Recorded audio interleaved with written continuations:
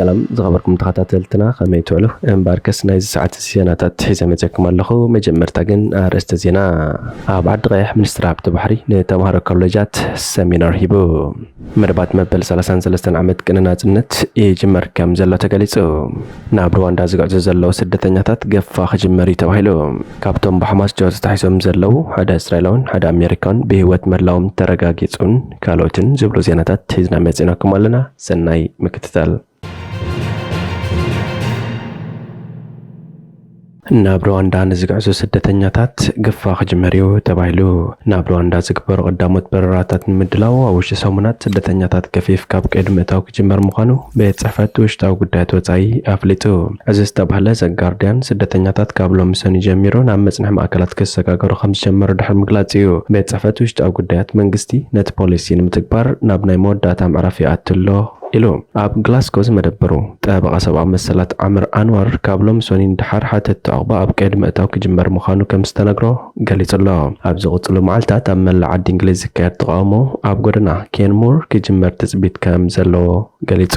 እዚ ድማ ኣብ 2021 ናብ ዝጎደና ኣማይት ሰባት ሓተት ተዕቕባ ንኸይስገጉን ሓንቲ መኪና ኢሚግሬሽን ዝዓገትሉ ኣጋጣሚ ዘዘኻኽር እዩ ቀዳማይ ሚኒስተር ሪሺ ሱናክ ድሕሪ 10 ክሳብ 12 ሰሙን ፈለማ በረራ ክብገስ ከም ዘለዎ ኣፍሊጡ ኣሎ ወሃብ ቃል ቤት ጽሕፈት ውሽጣዊ ጉዳያት ኣብ ገለ ደረጃታት ምድላዋት ሰባት ምእሳር ዘጠቓልል ምዃኑ ዘይተርፍ እዩ ኢሉ ብዛዕባ ስርሒታዊ ንጥፈታት ግን ዝርዝር ርእይቶ ክህብ ኣይክእልን ክብል እቲ ወሃብ ቃል ወሲኹ ተዛሪቡ መሰረት ጸብጻብ ጋርዲያን ሰበስልጣን ኣብ ኣብያተ ጽሕፈት ኣገልግሎት ኢሚግሬሽን ዝካየድ ስሩዕ ኣኼባታትን ዝቐርቡ ሓተት ተዕቕባ ንምሓዝ መደብ ኣለዎም ብተወሳኺ ድማ መላእ ገረብ ዝካየድ ናይ 2 ሰሙን ወፍሪ ሰባት ኣብ ቀይዲ ክኣትዉ ይኽእሉ እዮም ድሕሪኡ እዞም ሰባት ናብ መንዳጎነ ማእከላት ይሰጋገሩ እዚ ዝርዝር ብቢቢሲ ኣይተረጋገፀን ዘሎ እቲ ገለ ሓተት ተዕቕባ ናብ ሩዋንዳ ክወሰዱ ዝፈቅድ ሓድሽ ፖሊሲ ሰባት ብንኣሽቱ ጀላቡን መትረብ እንግሊዝ ከይሰግሩ ንምዕጋድ ዝዓለመ እዩ ብሰንበት ኣስታት 359 ስደተኛታት ነቲ ሓደገኛ መትረብ ክሰግሩ ከም ዝተረኽቡ ኣሃዛት ቤት ጽሕፈት ውሽጣዊ ጉዳያት ይሕብሩ ዋና ኣካያዲት ስራሕ ግብረሰናይ ፍሪደም ፍሮም ፎሬቸር ሶኒያ ሲኬትስ ንቢቢሲ ኣብ ዝሃበቶ መግለጺ ኣይንጋገ እዚ ኣብ ልዕሊ ስደተኛታት ዝፍጸም ዘሎ መጥቃዕቲ ነቶም ዝሓሸ ውሕስነት ቤት ንብረቶም ገዲፎም ካብ ስቓይ ክናገፉን ዝሃደሙ ሰባት ዝያዳ ስምባድን ጭንቅን ከፈጥረሎም ይኽእል እዩ ኢላ ዜና ናይ ዝግፋ ብዙሓት ደቂ ተባዕትዮ ደቂ ኣንስትዮን ህጻናትን ኣብ ክንክን ፍወሳን ውድቀት ጥዕና ኣእምሮ ከም ዘበግስ ረግጸኛ እየ ሩዋንዳ ውሕስቲ ሃገር ምዃና ብምእዋጅ ነቲ ፖሊሲ ተወሰኺ ሕጋዊ ቤድሆታት ንምውጋድ ዝዓለመ ሕጊ ኣብዚ ሰሙን ኣባላት ባይቶኣን መዛኑን ተቐባልነት ምርካቡ ዘዝከር እዩ ብሓሙስ ድማ ሕጊ ኮይኑ ጸዲቑ ኣሎ ይኹን እምበር እቲ ውጥን ገና ቤት ፍርዲ ክቕፅል ይኽእል እዩ ስደተኛታት ድማ ናብ ጎረበብቲ ሃገራት ምስጋር ጀሚሮም እዚ ከምዚ ኢሉ እንከሎ ሚኒስተር ሱናክ ናብ ኣየርላንድ ዝሰግሩ ስደተኛታት ብዙሕ ክውስኹ ይገብራሉ ዝብል ከሲ ውፅኢት እቲ ውጥን ሩዋንዳ ምዃኑ ገሊጹ ኣብ መጀመርታ ናይዚ ሰሙን ምክትል ቀዳማይ ሚኒስተር ኣየርላንድ ሚካኤል ማርቲን ካብ ሰሜን ኣየርላንድ ዶብ ሰጊሮም ናብ ሪፓብሊክ ኣየርላንድ ዝኣተው ብዙሕ ሰባት ከም ዝወሰኸን እዚ ድማ ናብ ሩዋንዳ ከይለኣኸ ፍርሒ ዘበገሶ ከም ዝኾነን ገሊጹ ሚስተር ሱናክ ምስ ስካይ ኒውስ ሰንደይ ሞርኒንግ ኣብ ዝገበሮ ቃለ መሕተት ብሪጣንያ ነቲ ፀገም ናብ ወጻኢት ትደፍኦ ዘላ ዝብል በዳሕ ሕቶ ቀሪቡሉ እቲ ቀዳማይ ሚኒስተር ኣተኩረያ ብሪጣንያ ምሓስ ደባትናን እዩ ኢሎም እቲ ክስተት ዘርእዮ ግን ሓደ ክልተ ነገራት እዩ ሓደ ዘይሕጋዊ ስደት ዓለማዊ ብድሆ ምዃኑ ስለዚ ድማያ ብዙሓት ሃገራት ብዛዕባ ሽርክነት ሳልሳይ ሃገራት ክዛረባ ትዕዘብ ዘለኻ ነዚ ፀገም ንምፍታሕ ገለ መንገድታት ክጥምታ ዓባይ ብሪጣንያ ናበይ ከም ዝመርሐት ድማ ክስዕብ እዩ ዝብል እምነት ኣለኒ እቲ ዘርእዮ እውን እቲ መከላኸሊ ብመሰረት ርእይቶኻ ሰባት ናብ ዝኽመፁ ስለ ዝጭነቑ ድሮ ፅልዋ ኣለዎ ይመስለኒ እዚ ድማ ብልክዕ ነቲ ዝብሎ ዘለኹ ዘርእዩ ክብል ተዛሪቡ ላዕለዋይ ኮሚሽነር ስደተኛታት ሕቡራት ሃገራት ፊሊፖ ግራንዴ ከምኡውን ላዕለዋይ ኮሚሽነር ሰብኣዊ መሰላት ሕቡራት ሃገራት ቮልከር ቱርክን ኣብ ዝሓለፈ ሰሉስ ኣብ ዘውፅኦ ሓበራዊ መግለፂ መንግስቲ ዓባይ ብሪጣንያ ነቲ ሒዝዎ ዘሎ መደቡ ዳግማይ ከመርምሮ ፀዊዖም እቲ ውጥን ኣብ ሰብኣዊ መሰላትን ሓለዋ ስደተኛታትን ጎዳኢ ፅልዋ ከም ዝሓድሮም ኣጠንቂቖም ፊሊፖ ግራንዴ እቲ ምስ ሩዋንዳ ዝተገብረ ውጥን ሓላፍነት ሓለዋ ስደተኛታት ንምቕያር ዝዓለመ ምዃኑን ምጽዳቑ ትካላት ግብረሰናይ እውን ነቲ ውጥን ነቒፈን ኣለዋ ዓበይቲ ጉጅለታት ተጣበቕቲ ሰብኣዊ መሰላት እቲ መደብ ምጥሓስ ዓለም ለኻዊ ሕጊ ከም ዝኾነ ኣመልኪቶም ኣለዉ ሩዋንዳ ግን እቲ እማመ ብምጽዳቑ ሕጉስቲ ምዃና ኣፍሊጣ ኣላ ነቶም ናብ ኪጋሊ ዝለኣኹ ክትቅበል ብሃንቀውታ ትጽበ ከም ዘለያ ገሊጻ ዘላ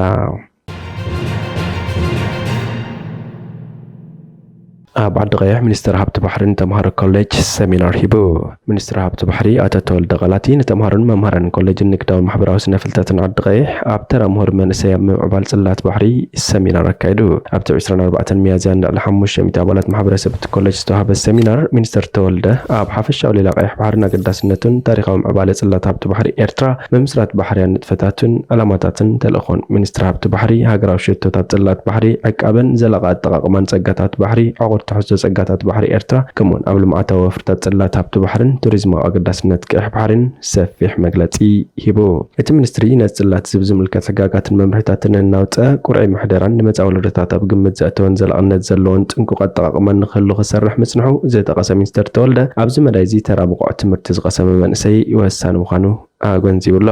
ተራ ኮሌጃት ኣብ ጉዕዞ ምርጋጽ ቁጠባ ሓርነት ኣገዳሲ ከም ዝኾነ ብምሕባርካ ጸጋታት ባሕሪ ናብ ዝግባእ ኣብ ረብሓ ህዝብና ክውዕል ኪኖም ስልጣን ዓቕሚ ሰብ ግብራዊ ተሳትፎ ክህልዎን ተላብዩ ዲን ኮሌጅ ንግድን ማሕበራዊ ስነ ፍልጠትን ዶክተር ስቲፋኖስ ሃይለማርያም ብወገኑ መንእሰያት ተምሃሮ ጸጋታት ሃብቲ ባሕሮም ብግቡእ ክፈልጡን ክዕዘቡን እንከለዉ ፍልጠቶም ዝያዳ ስለ ዘዓሙቕ ኣብዚ መዳይ ዝበኣተኩሮ ክስራሕ ኣዘኻኺሩ መደባት መበል 33 ዓመት ቅነ ናጽነት ይጅመር ከም ዘሎ ተገሊጹ መደባት መበል 33 ዓመት ቅነ ናጽነት ውሕስነት ሰላም በመኸተብ ዝብል ቴማ ትማሊ 27 ሚያዝያ ባስመራ ሚርባሕት መስከረም ዝቀረበ ናብ ቆልዑ ዝቐንዐ ባህላዊ ምርኢት ማለት ኮንሰርት ተጀሚሩ እዚ ካብ መዋዕለ ህጻናት ክሳብ 5 ክፍሊ ዝርከቡ ቆልዑ ዝተሳተፍዎ መደብ እንዳዘናግዐ ዝምህር መሰናዶታት ከም ኮሜዲ ፀውፅዋይ መዛሙር ትልሂትን ምርኢት ፓፔትን ዘጠቃለለ ነይሩ ኣብቲ ካብ ሰዓት 3 ፍርቂ ድሕሪ ቀትሪ ን2 ሰዓታት ዝቐጸለ መደብ ከመልያን ዮናስ ምሕረታ ብማይናስ ምስ ጉጅሎ ዘቕረበ ስነ-ጥበባዊ መደባት ነቲ መደብ ዝያዳ ድምቀት ሂብዎ ውዒሉ ከባሃድቲ ናይቲ መደብ ኣቶ ወልደ ስላሴ ኣቕባዝኪ ንኤሬና ብዛዕባ ሓበሬታ እቲ ኮንሰርት ኣካል ናይትን ድምቀት ጽምብል መበል 33 ዓመት በዓል ናጽነት ኤርትራ ተራልዩ ዘሎ 4 ኮንሰርትታት ከም ዝኾነ ገሊጹ በዚ መሰረት 7 ግንቦት ካብ 6 ክፍሊ ክሳብ ኮሌጃት ዝርከቡ ተምሃሮ 11 ግንቦት ንኣባላት ሓይልታት ምክልኻል ኤርትራ 17 ግንቦት ድማ ንነበርቲ 13 ምሕደራት ንኡሳት ዞባታት ኣስመራ ዝቐርብ ኮንሰርትታት ክህሉ ምዃኑ ተፈሊጡሎ ብዘይካዚ ቅነ ናጽነት ኣብያተ ትምህርቲ ካብ 8 ክሳብ 20 ግንቦት ከም ኣወዳሳት ደረጃ ንኡስ ዞባታት ድማ ካብ 20 ክሳብ 23 ግንቦት ክካየድ እዩ ናይ ዩክሬን ፕሬዝዳንት ቭላድሚር ዘለንስኪ ነቲ ሩስያ ዝሓለፈ ቀዳማ ኣብ ልዕሊ መደበር ሰዓት ዝፈጸመቶ መጥቃዕቲ ብምኹናን ነቲ መጥቃዕቲ ነቲ ናብ ሕብረት ኤውሮጳ ዝኸይድ ኣገዳሲ መስመር ትቦ ነዳዲ ዕላማ ዝገበረ ከም ዝኾነ ገሲሱ ሩስያ ነቲ ናብ ሕብረት ኤውሮጳ ብመንገዲ ዩክሬን ጌራ ትልእኾ ዝነበረት ነዳዲ ገና ትቕጽሎ ከም ዘላ ዝፍለጥ ኮይኑ እቲ ጋዝፕሮም ዝተባህለ ናይ ሩስያ ትካል ዕደና ነዳዲ ንዩክሬን ገንዘብ እናኸፈለ ክሳብ ዝመጽእ ተሓሳስ ብመንገዲ ዩክሬን ኣቢሉ ናብ ሕብረት ኤውሮጳ ነዳዲ ክሰድድ ዝኽእሎ ውዕል ተፈራሪሙ ክሰርሕ ከም ዝጸንሐ ይፍለጥ ይኹን እምበር ሚኒስትሪ ጸዓቲ ዩክሬን ሃገርነቱ ውዕል ከተሓድሶ ወይ ክትከም መደብ ከም ዘይብላ ዝሓለፈ ወርሒ ገሊጹ ነይሩ ፕሬዚደንት ዩክሬን ነቲ ናይ ሩስያ መጥቃዕቲ ደይመደይልካ ነቲ ናይ ዩክሬን መደበር ጸዓት ሓይሊ ኤሌክትሪክ ብፍላይ ድማ ንመስመር ትቦ ነዳዲ ንምቁዓዝ ነጻጸረ ከም ዝነበረ ብምግላጽ ሕብረት ኤውሮጳ ኣብ ልዕሊ ሩስያ ስጉምቲ ክወስድ ዘተሓሳስብ መልእኽቲ መሓላሊፉሎ እቲ ፕሬዚደንት ብተወሳኺ ሓይልታት ምክልኻል ዩክሬን 34 ካብቲ ሩስያ ዝፈነወቶ ሚሳይላት ተሃሪሞም ከም ዘውደቑ ገሊጹ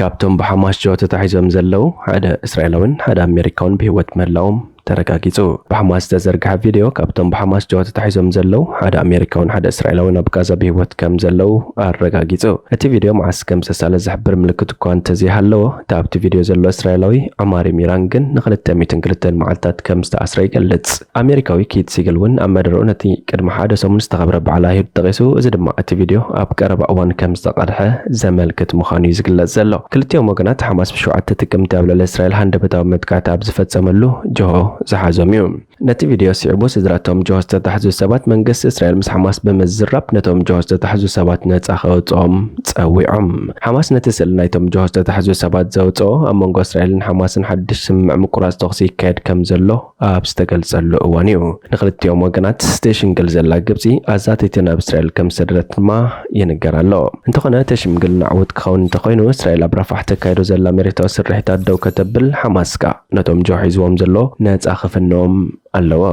ኣሜሪካዊ ሲግል ምስ በዓልቲ ቤቱ ኣቪቫዩ ጆሆ ተታሒዙ ነይሩ እንተኾነ በዓልቲ ቤቱ ኣቪቫ ሓንቲ ካብቶም መቐዲሞም ኣብ ዝተገብረ ስምምዓት ነጻ ዝወፁ ጆሆታት እያ ኣቪቫ ድሕሪ ምፍታሕ ኣብ ዝገበረቶ ቃለ መሕተት በዓል ቤታ ሲጅል ብህይወት ክተርፍ ድዩ ኣይክተርፍን ጥርጣሬ ከም ዘለዋ ገሊጻ ድሕሪ ምዝርጋሕ እቲ ቪድዮ ጓል ሲጆን ኢላን ሎሚ ኣብቲ ቪድዮ ኣቦይ ምርኣይ ኩላትና ነቶም ጆሆ ዝተታሕዙ ንኽፍትሑ ክንላዘብ ክንፍትን ከም ዘለና ኣዘኻኺሩኒ ኢላ ኣቦ ኦማር ሚራን ዳኒ ሚራን እውን እቲ ቪድዮ ምስ ተዘርግሐ ኣብ ተልኣቪቭ ኣብ ዝተኻየደ ተቃውሞ ተሳቲፉ እዩ ዳኒ ሚራን ብወዱ ተሻቒሉ ከም ዝነበረን ወዱ ብሂወት ምህላው መፍላጡ ዓብዪ እፎይታ ከም ዝኾነን መንግስቲ ቀዳማይ ሚኒስተር ቤንያሚን ነታንያሁ ነቶም ጆሆ ዝተታሕዙ ሰባት ሓራ ንምውፃእ ዝሓሸ ክገብር ኣለዎ ክብል እውን ተወኪሱሎ ቅድሚ ሓደ ሰሙን ሓማስ ንወዲ 23 ዓመት ሄርሽ ጎልድበርግ ፖሊን ዝተባህለ እስራኤላዊ ኣሜሪካዊ ዘርኢ ስእሊ እውን ኣውፂኡ መንበሩ ይዝከር ኣብ ስእሊ እቲ ወዲ 23 ዓመት ካብ ታሕተዋይ ጉንቦ ኢዱ ተቆሪፁ ከም ዘሎ ዘርኢ እዩ ሄርሽ ጎልድበርግ ፖሊን ኢዱ ሓማስ ኣብቲ ብ7 ጥቅምቲ ኣብ ልዕሊ እስራኤል ሃንደበታዊ መጥቃዕቲ ዝፈፀመሉ እዩ ተሃሪሙ ኣብዚ ቪድዮ ወዲ 64 ዓመት ሲጅልን ወዲ 46 ዓመት ሚራንን መንግስቲ እስራኤል ነቶም ጆሆ ዝተታሕዙ ሰባት ነፃ ንምውፃእ ምስ ሓማስ ክዘራረብ ክሓቱ ይረኣዩ ሚራን ብሓማስ ካብ ዝተታሕዙ 202 መዓልታት ኮይኑሎም ኣብዚ ዘሎ ኩነታት ኣዝዩ ከቢድ እዩ ይብል ኣብ መንጎ እስራኤልን ሓማስን ዝካየድ ዝነበረ ዘተ ብሰንኪ ዝተፈላለዩ ዕንቅፋታት ደው ኢሉሎ ኣቀዲማ እስራኤልን 6 ሰሙን ተኽሲ ደው ክብል ብምስማዕ ካብቶም ብሓማስ ተታሒዞም ዘለዉ 4 ጆሆታት ነፃ ክፍንው ሓቲታ እንተኾነ ግን ሓማስ ነዚ ነፂግዎ ሓማስ እስራኤል አንጻሩ ትገብሮ ዘላ ኩናት ሙሉእ ብሙሉእ ኣቋሪፃ ሰራዊት እስራኤል ካብ ጋዛ ሙሉእ ብሙሉእ ምስ ወፀ እቶም ተመዛበልቲ ናብ ዓድታቶም ምስ ተመልሱ ንኩሎም ጆሆታት ከም ዝፈትሖም እዩ ዝገልጽ ዘሎ ቀዳማይ ሚኒስተር ቤንያሚን ነታንያሁ ዝመርሖ መንግስቲ ብወገኑ ንሓማስ ኣጥፊኡ ነቶም ጆሆ ዝተታሕዙ ሓራ ከም ዘውፅኦም ብተደጋጋሚ ክዛረብ ስምዖ ኣሎ ኣብ ወርሒ ሕዳር ኣብ መንጎ ሓማስን እስራኤልን ዝተበፅሐ ስምምዕ እስራኤልን ሓደ ሰሙን ተኽሲ ደው ብምባላ ሓማስ ካብቶም ጆሆ ዝሓዞም መብዛሕትኦም ደቂ ኣንስትዮን ህፃናትን ዝኾኑ 105 ሰባት ነፃ ከም ዝፍነው ይዝከር ካብቶም ምስ ሓማስ ተሪፎም ዘለዉ 133 ጆሆ ዝተታሕዙ ሰባት ኣስታት 30 ዝኾኑ ሞይቶም ክኾኑ ከም ዝኽእሉ እዩ ዝግመት ዘሎ